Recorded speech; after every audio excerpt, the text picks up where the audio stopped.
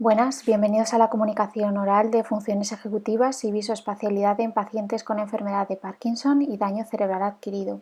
Los autores de esta investigación somos Cristina López, neuropsicóloga y coordinadora de los servicios de promoción de la autonomía personal de la Fundación Juan Ignacio Muñoz Bastide en Valencia, España; Alejandro Cano Villagrasa, psicólogo y logopeda en Clínicas Neural Valencia; Julia Cremades, logopeda en Fundación Juan Ignacio Muñoz Bastide, Valencia; y Arantxa Reyes Alonso, psicóloga y logopeda también de la Fundación Juan Ignacio Muñoz Bastide en Valencia, España. La enfermedad de Parkinson es una enfermedad neurodegenerativa caracterizada por una disfunción monoaminérgica múltiple, incluido el déficit de los sistemas dopaminérgicos, colinérgicos, serotoninérgicos y noradrenérgicos. Tiene una presentación heterogénea y compleja que afecta tanto al funcionamiento motor como al no motor. De esta forma, sus síntomas incluyen limitaciones en coordinación motora, marcha, visión, cognición y lenguaje. La etiología de la enfermedad de Parkinson en muchos casos es desconocida, de ahí el uso del término idiopático. Y en términos generales, la causa subyacente sería la combinación de factores ambientales y genéticos. Su inicio se da generalmente en una edad adulta y constituye la segunda enfermedad neurodegenerativa más frecuente por detrás de la demencia tipo Alzheimer. La duración media desde el inicio hasta la muerte es de aproximadamente 15 años. A lo largo del tiempo, las personas con enfermedad de Parkinson manifiestan una evolución muy diversa y deben enfrentarse a una serie de limitaciones que afectan seriamente a su calidad de vida y a la de sus familiares. Por otro lado, el concepto de daño cerebral adquirido se refiere a la lesión de cualquier origen que ocurra de una forma aguda en el encéfalo, causando en el individuo un deterioro neurológico permanente, lo que condiciona un menoscabo de su capacidad funcional y de su calidad de vida previa. De acuerdo con la Federación Española de Daño Cerebral Adquirido, puede ser definida como una lesión cerebral que ocurre de forma repentina. Es necesario destacar la aparición brusca de la lesión y además un conjunto variado de secuelas que dependen del área cerebral lesionada, de la propia gravedad del daño y de las diferentes etapas por las que transcurre el mismo, pudiendo ser aguda, subaguda y crónica. De acuerdo con la edad de la persona con este diagnóstico, se pueden diferenciar dos grandes grupos. Así se asume, por un lado, el concepto de daño cerebral adquirido infantil y, por otro lado, el daño cerebral adquirido en una población mayor de 16 años. Aunque en ambos grupos las secuelas más frecuentes provocan anomalías en la percepción, alteraciones físicas, motoras, cognitivas y emocionales. Y en lo referente al funcionamiento lingüístico, cabe destacar la presencia de afasia, agnosia, aprasia, disartria, disfagia, entre otros síntomas. Es imprescindible no solo asumirlos por separado en lo conceptual, sino también es necesario considerar otros aspectos que determinan diferentes en cuanto a la propia intervención multidisciplinar, pues el factor edad o momento de desarrollo de la persona con daño cerebral supone retos particulares. Por tanto, el objetivo principal del presente trabajo es analizar la afectación de los dominios cognitivos, de funciones ejecutivas y de visoespacialidad. Bien, vamos a ver la metodología. En esta investigación participaron un total de 20 sujetos, 11 hombres y 9 mujeres, con edades comprendidas entre los 48 y los 62 años, de los cuales 10 participantes presentaban la enfermedad de Parkinson y 10 cursaban con daño cerebral adquirido, quienes fueron evaluados en una clínica privada por un equipo multidisciplinar especializado en daño cerebral adquirido y enfermedades neurodegenerativas, pasando posteriormente a su intervención pertinente. Este servicio está ubicado en la ciudad de Valencia, en España. Los participantes de este estudio firmaron un consentimiento informado y de cesión de sus datos. Se establecieron dos grupos conformados por pacientes, por un lado de Parkinson y por otro lado con daño cerebral.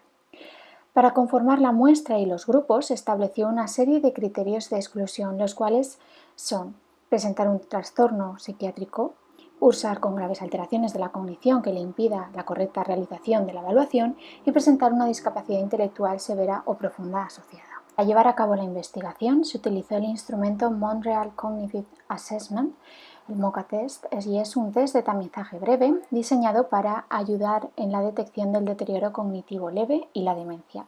Sus características psicométricas describen un alto nivel de confiabilidad y validez, con una sensibilidad del 87% y una especificidad de un rango del 90% para el deterioro cognitivo leve, con un punto de corte de menos 26 puntos y una sensibilidad de 87% para la demencia tipo Alzheimer, con una especificidad del 100%, teniendo un punto de corte en menor de 18. Se compone de un total de 19 ítems, 8 de los dominios cognitivos que valoran habilidades como la visoespacialidad, funcionamiento ejecutivo, la denominación, memoria, atención, lenguaje, abstracción, recuerdo diferido y orientación. Su puntuación máxima es de 30 puntos, siendo los puntos de corte sugeridos para el autor 25-26 para deterioro cognitivo leve y 17-18 para demencia. En cuanto al procedimiento de admisión de nuevos pacientes, este consta de diversas partes en donde se engloba la evaluación y la intervención de los adultos y las adultas con daño cerebral adquirido o enfermedad de Parkinson. Una vez que los pacientes son evaluados por el Departamento de Sanidad Pública de la Comunidad Valenciana, son derivados para evaluar e intervenir en esta clínica. Allí se comienza por una evaluación inicial a través de una anamnesis, donde se recogen y se especifican los motivos de consulta, se evalúan las dimensiones del lenguaje, la cognición, la autonomía y la motricidad, entre otros aspectos relevantes a nivel neurológico. Actos seguidos son propuestos para una intervención multidisciplinar en los distintos departamentos que componen la clínica. Cada 3 meses se repiten estas evaluaciones y se expende un informe en donde se reflejan los avances y mejoras de cada uno de los pacientes. Todo ello queda registrado en historias clínicas de ellos, así como en las bases de datos informáticos. Por último, se realiza una recogida de datos de las historias clínicas de los pacientes atendidos a criterio de inclusión y exclusión previamente establecidos para el estudio, definiendo la muestra con los 2 grupos de participantes. Todo ello se registra en una base de datos protegida con el objetivo de organizar estos datos y realizar los análisis estadísticos pertinentes, comprobando así nuestras hipótesis de investigación. Este estudio se establece con un diseño cuasi experimental transversal conformado por 2 grupos, de los cuales son, por un lado, los pacientes con daño cerebral adquirido y, por otro lado, los pacientes con enfermedad de Parkinson. Se revisan las historias clínicas y los resultados de las valoraciones neuropsicológicas y logopédicas de los sujetos en su evaluación inicial, con el fin de comparar los resultados de estas evaluaciones entre los 2 grupos. Este estudio pasó la revisión del Comité Ético de la Universidad de Valencia, teniendo un resultado positivo. De esta manera, se constituyen diferentes variables dependientes e independientes del estudio. Por un lado, las variables dependientes fueron las habilidades y competencias mostradas en funcionamiento ejecutivo y las características del procesamiento visoperceptivo. Por otro lado, la variable independiente del estudio ha sido el diagnóstico de enfermedad neurodegenerativa o daño cerebral adquirido en el grupo de 2 niveles, daño cerebral o enfermedad de Parkinson. Para realizar el análisis estadístico de los datos obtenidos de la muestra, se emplea el análisis frecuencial y descriptivo de los datos y resultados del rendimiento obtenido en los pacientes evaluados, así como la prueba T para muestras independientes entre los diferentes grupos que componen nuestro estudio. Los resultados obtenidos tras el análisis de los datos del rendimiento de los pacientes, tras la evaluación y a través de la administración del instrumento MoCA-Test y la comparación entre los grupos que componen la muestra de este estudio, se exponen en la tabla que estáis observando. En esta tabla se puede observar los resultados obtenidos tras el análisis descriptivo y la prueba T de los datos recogidos en el estudio. Los resultados muestran que el grupo de pacientes con Parkinson, un 87% de ellos muestran un desempeño adecuado en las actividades comprendidas en la evaluación de funciones ejecutivas y visoespacialidad, frente al grupo de daño cerebral, los cuales solo el 47% obtuvieron resultados positivos. Además de ello, se aprecia que las puntuaciones en la prueba T son estadísticamente significativas, afirmando la prueba de Leven y asumiendo la igualdad de las varianzas, así como resultados significativos en las diferencias de los grupos que componen la muestra. Y como conclusión, tras el análisis de los resultados obtenidos a partir de la administración de la prueba de funciones ejecutivas y visoespacialidad del test de MoCA, se observa que las puntuaciones en tales dimensiones parecen permanecer de una forma más preservada en el grupo de pacientes con enfermedad de Parkinson frente al grupo de pacientes con daño cerebral adquirido, mostrando resultados claramente significativos.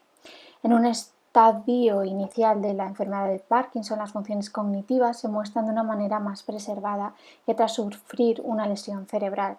Las secuelas originadas tras el daño cerebral adquirido van a depender principalmente del origen de la lesión, por lo que las afecciones en la corteza prefrontal conllevarán deterioros relacionados con el funcionamiento ejecutivo. De la misma forma sucede con las capacidades visoespaciales. A pesar que puede ser un signo característico de la enfermedad de Parkinson y útil para diferenciarlo de otro tipo de enfermedades neurodegenerativas, tal capacidad cognitiva en los estadios iniciales de la enfermedad de Parkinson se encuentra mejor preservada que si lo comparamos con aquellos pacientes que han sufrido un daño cerebral adquirido. Muchas gracias por vuestra atención.